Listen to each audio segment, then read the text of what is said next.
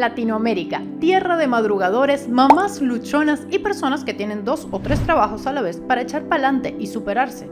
Gente comprometida con el avance de su propio país y que pone cada día su granito de arena para salir de abajo y construir una sociedad soberana y hermana que... No, se me pasó la mano con el populismo. Mejor me quedo con lo de que el latinoamericano es trabajador y ya. Pero entonces, ¿de dónde viene el prejuicio de que el latinoamericano es flojo? ¿Es esto siquiera cierto? ¿Se puede de alguna manera medir el nivel de pereza de un país o de una región? Quédate, porque contestaremos a estas preguntas para aclarar, de una vez por todas, cómo puede haber una concepción tan bipolar sobre la idiosincrasia del latinoamericano. Una de las primeras dudas que surge es si estamos hablando de flojera o de competitividad.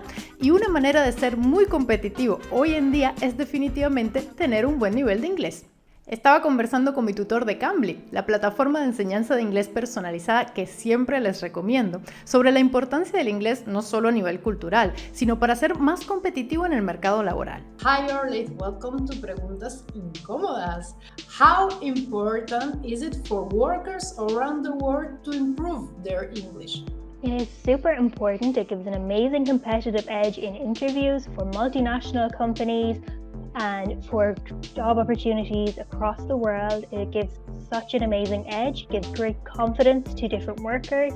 It is an amazing thing to do, to learn another language, and English is a great language to learn.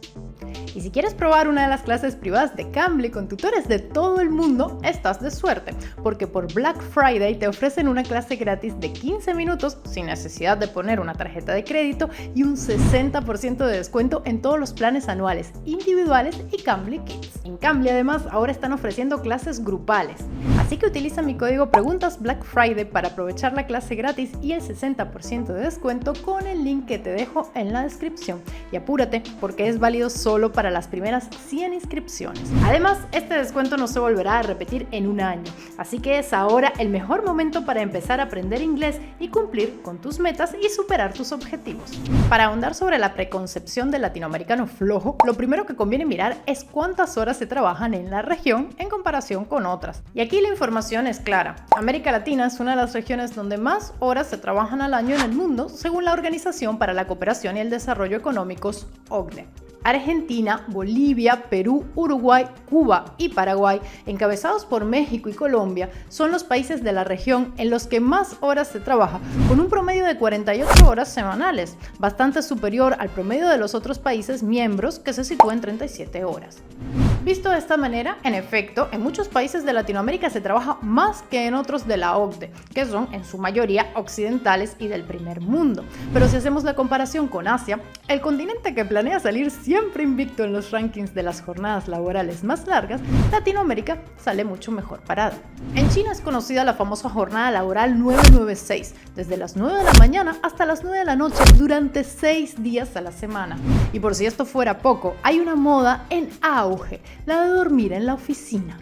La excusa es el COVID. Se supone que esta es una medida sanitaria y hay empresas que ofrecen un bono extra para convencer a sus empleados. Eso sí, si roncas, vas directo a la sala de reuniones. Esto no lo digo yo, salió en las noticias. Quizás tomaron la idea de aquel capítulo de Seinfeld en el que George Costanza pone una cama debajo de su escritorio.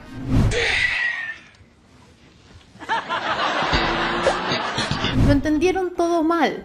George lo hacía para dormir siestas durante su horario de trabajo, no para trabajar horas extra. En China hay quienes mueren por exceso de trabajo. Y en Japón, donde esta también es una causa de muerte común, hasta se inventaron un término para ella, karoshi. Si comparo América Latina con Asia, no lo hago para blanquear la explotación laboral en nuestra región, sino solo para poner en perspectiva los datos con el resto del mundo. Así que propongo centrarnos en la comparación solo con algunos de los países de la OCDE, ya que compararse con quien está mejor es más productivo que hacerlo con los que están peor. El razonamiento más lógico es que si trabajamos más, producimos más y por tanto somos más eficientes, ¿cierto? No, hijo querido. Da mucha rabia, pero si miramos hacia Europa, allí aportan mucho más que nosotros al PIB por cada hora trabajada y lo hacen con jornadas de 25 a 40 horas semanales. Y si me estás viendo desde algún país de la Unión Europea y resulta que trabajas mucho más que eso, recuerda que estoy hablando de promedios, que yo misma tuve la enriquecedora experiencia de cumplir con jornadas laborales de 12 horas de pie en una tienda en España y no lo olvidaré jamás. ¿Por qué entonces, si los latinoamericanos trabajan más, producen menos? ¿Es que trabajan peor? ¿Será que lo hacemos todo mal? ¿Es que somos más flojos? Un momento, esto último ya lo desmentí con lo de las horas de trabajo, así que, como siempre, la respuesta es compleja y menos espectacular de lo que a algunos les gustaría. Los factores son varios y algunos de ellos son la existencia de trabajos mal remunerados, la inseguridad laboral y una de las tasas más altas de trabajo informal, el 50% de los trabajadores aproximadamente, según la Organización Internacional del Trabajo. Y si a esto le sumamos que la fuerza de trabajo es solo uno de los factores que garantizan una mayor productividad, siendo la materia prima, el capital y la tecnología disponibles otros fundamentales, podemos entender mejor cómo no todo se reduce a si somos flojos o si somos menos eficaces que los habitantes de otros países. Como siempre, el contexto importa. Además, trabajar constantemente horas extra o tener más de un trabajo obviamente agota, y esto hace que seamos menos eficientes en nuestro horario laboral. Además, según la OIT, las jornadas de 12 horas aumentan la fatiga, disminuyen la lucidez mental, aumentan el riesgo de enfermedades cardiovasculares y de accidentes laborales. Por esto, la OIT recomienda que si se tienen jornadas de 12 horas, no busquemos tener otro empleo ni hacer horas extra. Ah, ok, la OIT lo recomienda. No es que la gente se sometiera a estos abusos por necesidad. Gracias por la recomendación. Está claro que trabajar demasiado no nos hace más eficientes y que es un riesgo para la salud. Entonces, ¿es probable que los grandes empresarios estén dispuestos a acortar las jornadas laborales? Respuesta corta, no. Respuesta larga y políticamente correcta. Los líderes de las organizaciones tienen un firme compromiso de realizar la reducción de jornada laboral por el simple hecho de que es una estrategia que permite contratar y retener al personal más deseado, según una encuesta realizada por Gartner Inc. este año. Pero, según la misma encuesta, solo el 6% de los participantes dijo que lo estaba implementando o que planeaba hacerlo en su organización. O sea, la reforma, de momento, existe más que nada a nivel discursivo. ¿Pero por qué? Porque los ejecutivos siguen teniendo miedo a que baje la productividad, según revelaron a la consultora. Increíble. Qué difícil es borrar una idea preconcebida que está arraigada tan fuertemente como esta. Y lo mismo pasa con la idea de que el latinoamericano es flojo. Ray Hyman, quien fue uno de los fundadores del Comité para la Investigación Escéptica, junto a James Randi y Carl Sagan, y cuya sigla en inglés, por cierto, es CSI, habla del concepto de perseverancia de las creencias. Se trata de la dificultad que encontramos en cambiar de idea, incluso cuando tenemos claro el por qué estamos equivocados. Pero en todo caso, ¿de dónde viene la creencia de que el latinoamericano es flojo? Como todo en nuestra región, merece la pena remontarnos a los tiempos de la colonia.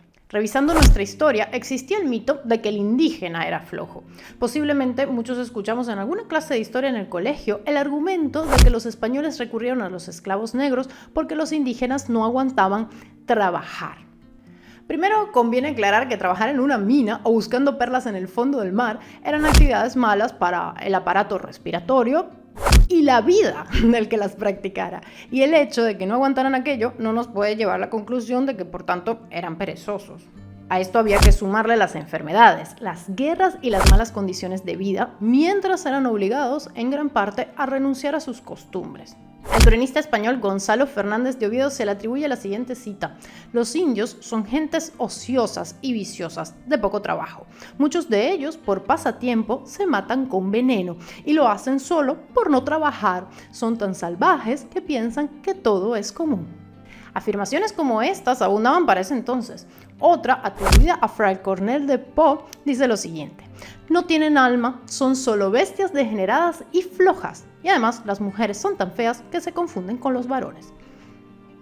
De los africanos se decía que eran más resistentes al esfuerzo físico, y el mismo padre Las Casas dijo que 20 negros bastaban para obtener los rendimientos del doble número de indios.